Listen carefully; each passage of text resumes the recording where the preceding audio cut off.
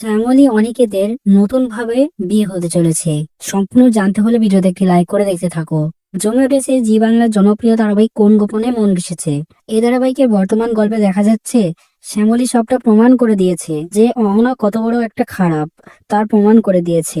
অনিকেত তো সবটা জেনে সে শ্যামলীর কাছে ক্ষমা চাইছে, অনেকভাবে রিকোয়েস্ট করছে যে সবটা নতুন ভাবে শুরু করা যায় কিনা, কিন্তু শ্যামলী তো নাজেহাল, সে রাজি নয়।